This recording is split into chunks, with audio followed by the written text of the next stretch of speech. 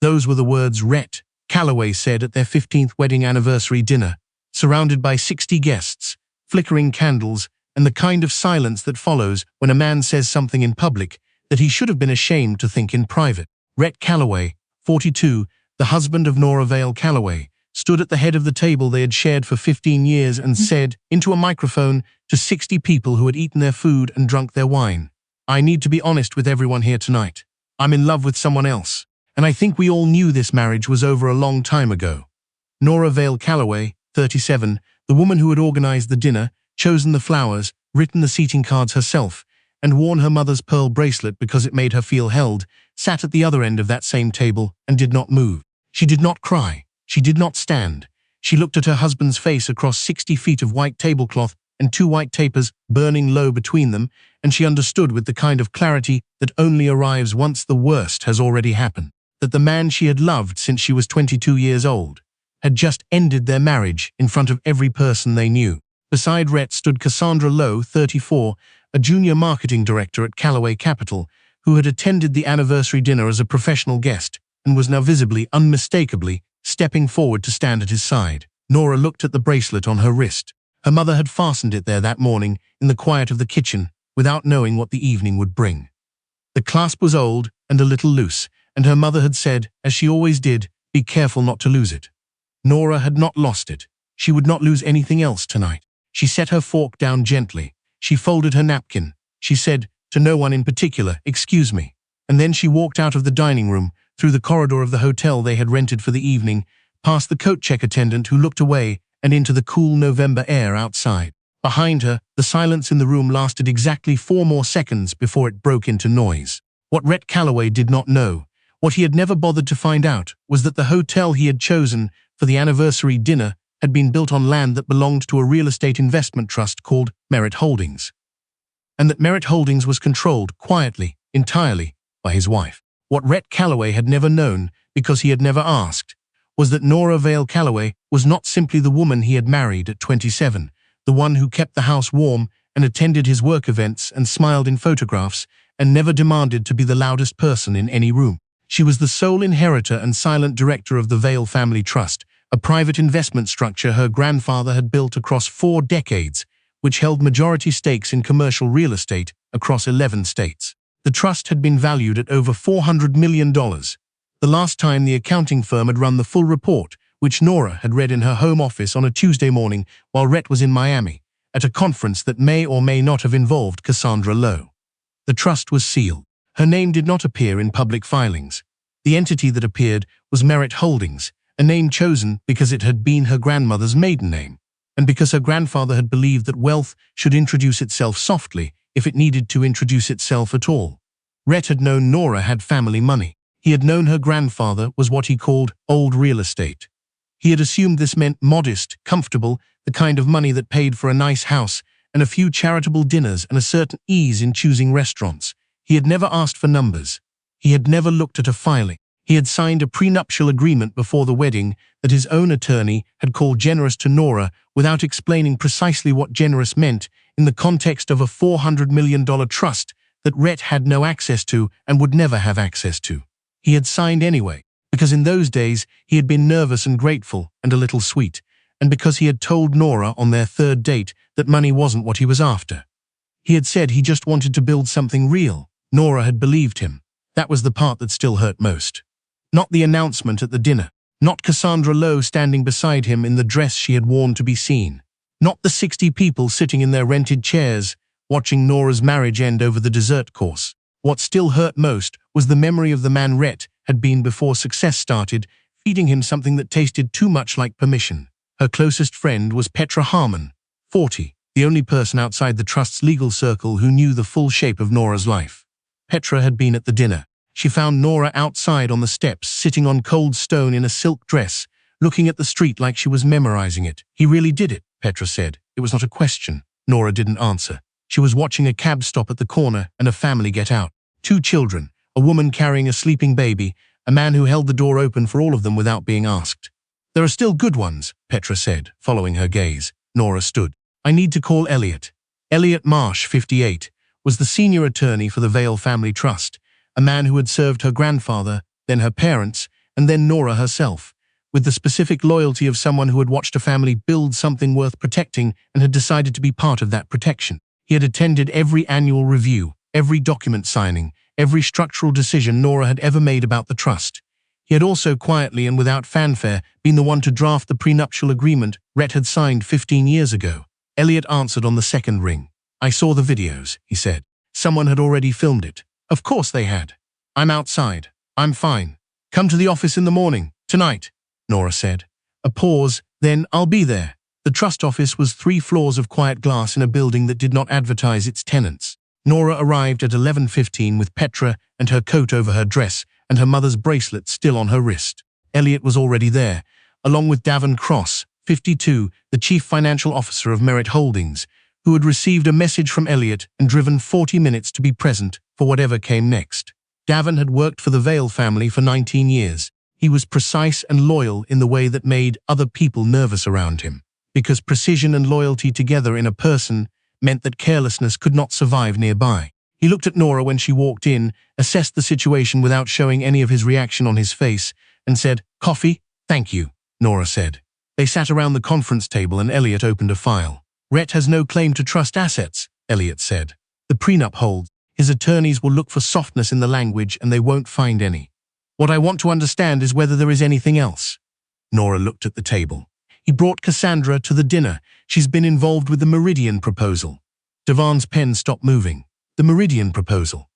Nora nodded. The Meridian proposal was a commercial development project that Callaway Capital, Rhett's firm, had been pursuing for the past 18 months. It was a significant project, a renovation and expansion of a mid-century office complex in the city's financial district. The kind of project that, if it succeeded, would establish Callaway Capital as a major player in commercial development and move Rhett from the category of promising to the category of arrived. What Rhett did not know was that the land the Meridian complex sat on had been quietly acquired by Merit Holdings 7 years ago as part of a larger portfolio purchase. It was not widely known. The transaction had gone through several layers of entity management before landing in the trust's accounts. Nora had not thought about it recently. She had a great many holdings, and she did not move through the world, cataloguing each one the way some wealthy people did, because her grandfather had taught her that money should be tended the way a garden was tended, not displayed the way a trophy was displayed. But Davin knew every holding. "He has been pursuing a development on land he does not own," Davin said slowly, "and he does not know who owns it." Nora looked at him. "He never asked." Petra, sitting near the wall, made a small sound that was not quite a laugh. Davin looked down at his file. Elliot set his pen on the table and folded his hands. "The Meridian project is currently in final financing review," Elliot said. "The development agreement requires landowner sign-off before construction begins. The landowner has not signed off. In fact, as far as Rhett's firm knows, the landowner entity has not yet been identified for the purpose of negotiations, because the entity management is sealed," Nora said. "Yes, and he has been operating as if sign-off were a formality. His firm has submitted 3 letters requesting contact with the landowner entity," Devon said. "All 3 were received. None were replied to." "Why weren't they replied to?" Petra asked. Devon looked at Nora. "Because I wasn't ready to deal with it," Nora said. "I had other priorities." She paused. "And because Rhett's behavior over the past 2 years had given me reasons to wait and watch." The room was quiet. "He submitted expense reports under the Meridian project," Davin said carefully. "I can pull them if you want to review them." Nora looked at him. "How bad?" "They are not good." "Pull them." The expense reports were not good. Hotel charges coded under client entertainment. Event costs for a dinner that matched the date and venue of an invitation-only industry event Nora had heard Rhett mention but had not attended. Consulting fees paid to a firm that, when Davin traced the registration, connected back to Cassandra Lowe's personal business entity, which she had formed 14 months ago. None of it was catastrophic in isolation. Each item had a plausible story. That was how these things were always built. Not in one obvious lie, but in 100 small ones, each with a plausible story, stacked until the stack became a structure. But when Davin laid them in order on the table, the structure was visible. "He was billing the Meridian project for personal expenses connected to Cassandra," Elliot said. "Some of this would be misuse of investor funds, some of it might be fraud." Nora touched the edge of one of the documents. "And the investors in the Meridian project, 12 private investors," Davin said. "Total commitment of $62 million, who believe the project is being managed ethically." "Yes." Nora stood and walked to the window. Below her the street was quiet. A few late cabs, a couple walking a dog, the ordinary texture of a city at midnight, indifferent to what was happening 3 floors above it. She thought about the anniversary dinner, the microphone, the 60 guests. The way Cassandra had stepped forward, the applause or the silence or the shock, had even decided what it was going to be. She had stepped forward like a woman who had rehearsed the moment, like a woman who believed the stage had already been cleared. Nora thought about Rhett the way he had been at 32, before the expensive suits and the car he talked about too much, and the habit he had developed of mentioning important people's names in conversation like he was dropping coins into a jar, before the anniversary dinner, before Cassandra, before whatever sequence of small choices had turned a man who had once been nervous and grateful and almost sweet into a man who ended his marriage into a microphone and called it honesty. She had not loved a bad man, she thought. She had loved a man who had slowly chosen to become one. The difference didn't make it hurt less, but it did make what came next easier to understand. She turned from the window. "Do not contact Rhett's firm yet," she said. "I want every document verified before we move. I want outside counsel reviewing the investor fund misuse. I want the Meridian land title documents prepared and authenticated." She paused. "And I want to know who else at Callaway Capital knew." Elliot nodded once. "There is one more thing," he said. Nora waited. "His public statement tonight at the dinner with Cassandra present. Several of your mutual connections have already received messages framing it as your marriage having been difficult for some time. The narrative is already being shaped." Petra's jaw tightened. Nora thought about this. By Cassandra? By someone close to Cassandra. I don't yet know who is coordinating it. "Find out," Nora said. "If company resources were used to manage a personal public narrative, that's part of the same picture." She picked up her coat from the chair where she had set it. "I want everything correct before anything becomes public. If we move too early, he becomes a man persecuted by a grieving wife. If we wait until the full record is established, he becomes what he is." No one in the room smiled. None of it felt like winning. 2 weeks passed. Nora did not call Rhett. Rhett called her once, on the 3rd day, a short voicemail that said he thought they should discuss logistics and that he had asked his attorney to reach out to hers. He did not mention the dinner. He did not say he was sorry. He sounded like a man tying up paperwork. During those 2 weeks, Davin verified every expense record. Elliot brought in outside counsel, a firm that handled investor fraud cases with the kind of experience that did not need to announce itself. Petra, who had spent years working in public relations before leaving to start her own consultancy, quietly identified the source of the narrative being shaped around Nora, a lifestyle blogger named Tris Madden, 29, who was a close friend of Cassandra's and who had been publishing coded references to finally living honestly and watching someone choose their real life that were pointed enough to be intentional. Tris had been paid. The payment had come through the same consulting entity as the expense report charges. She was being paid with investor funds. Elliot said when the connection was confirmed, to manage Cassandra's public image during an affair. Nora looked at the document trail. "That's not a private matter anymore." "No," Elliot agreed. "It is investor fraud with a documented public relations component." The outside counsel, a woman named Aubrey Lennox, 61, who had the manner of someone who had heard every possible version of every possible financial scheme and was not surprised by any of them, reviewed the full file and confirmed the legal exposure. "This is recoverable for investors," she said. "The question is how and when." Nora had already decided the when. Rhett's firm had a major investor presentation scheduled for the following Thursday. 12 investors gathering in Callaway Capital's conference room to receive a progress report on the Meridian development. It was the moment Rhett had been building toward for 18 months. The moment he believed would confirm his arrival as a serious player in commercial real estate. What he did not know was that the presentation required the landowner's development agreement and that the landowner had finally decided to respond.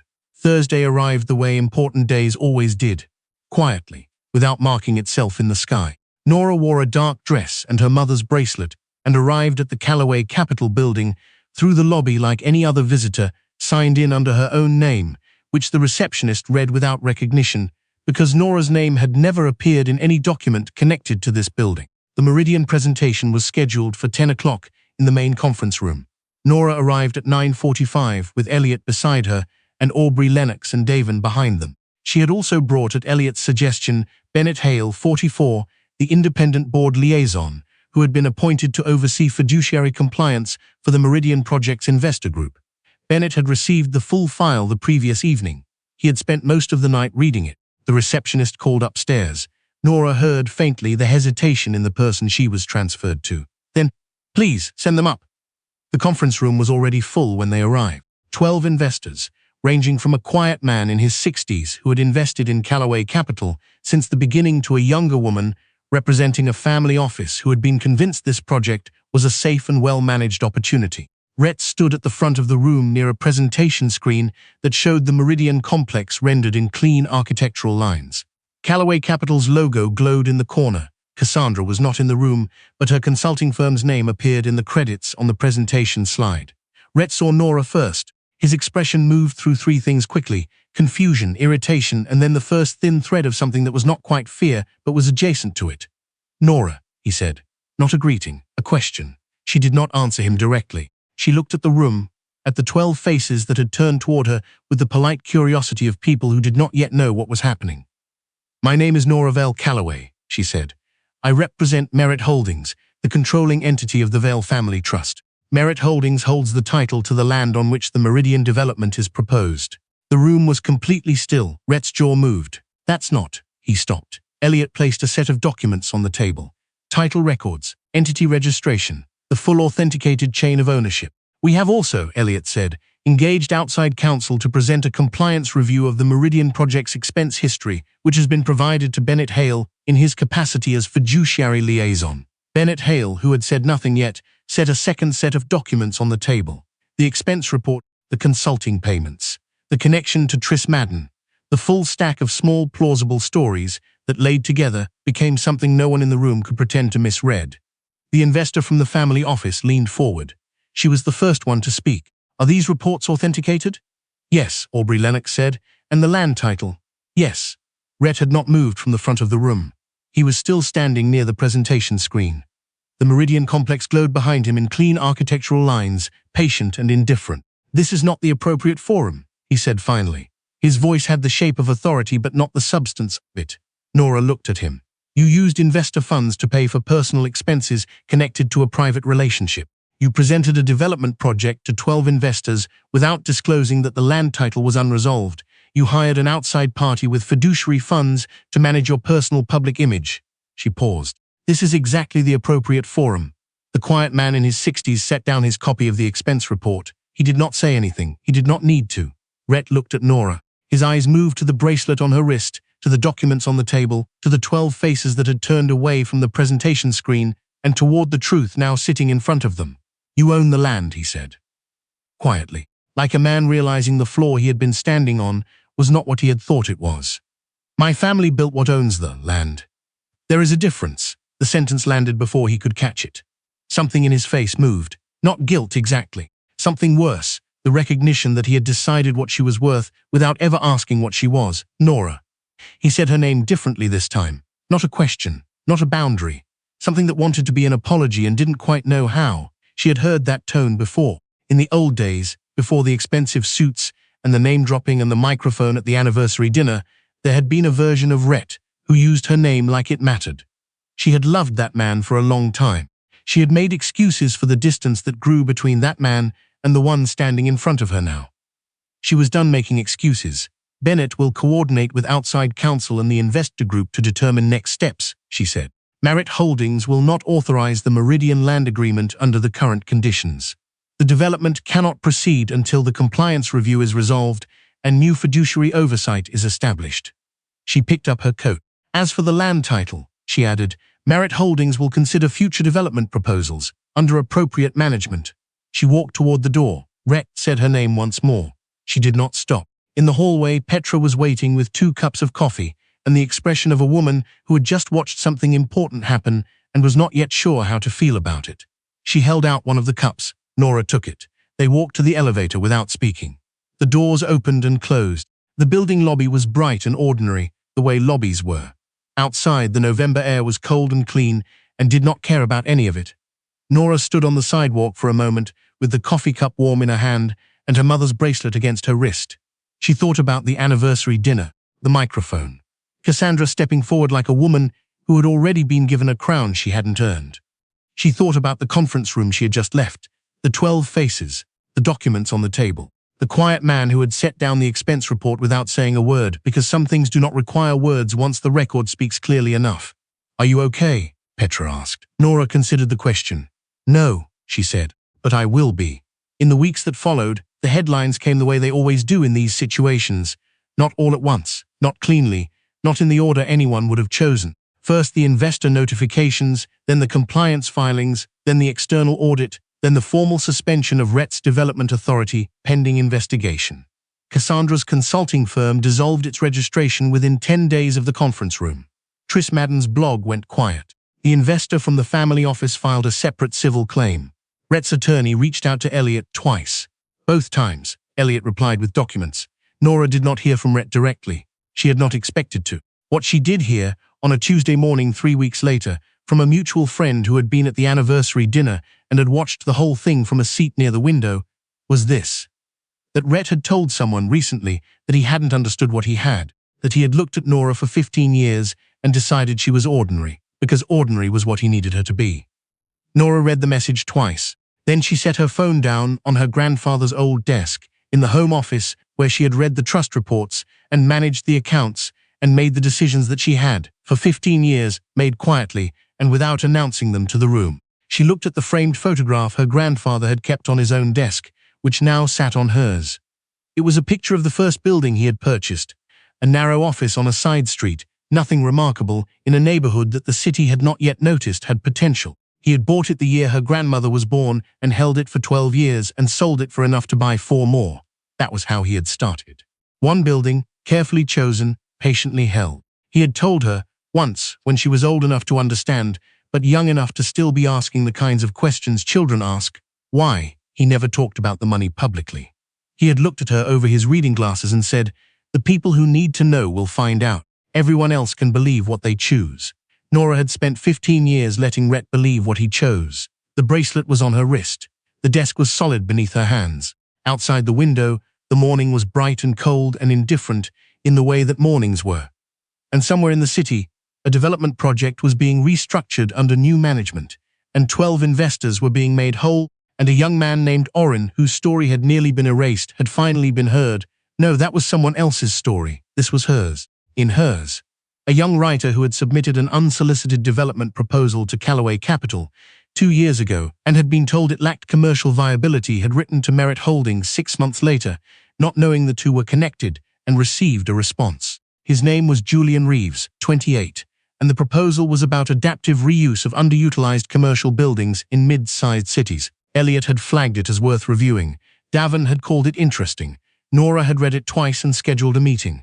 That meeting was this afternoon. She picked up her coffee. She looked at grandfather's photograph. She thought about the building on the side street, the neighborhood the city had not yet noticed. Some things were worth being patient for. Some silences were not weakness. They were just the particular shape that wisdom took in a woman who had learned, young, that the people who needed to know would find out and the rest would believe what they chose, right up until the moment the floor opened beneath them, and they looked down and finally understood what they had been standing on. Nora Vale Callaway picked up the morning's first document and read the first line. The day began the way good days began. Quietly in her own name, with her work in front of her and no one in the room who had ever made her feel small.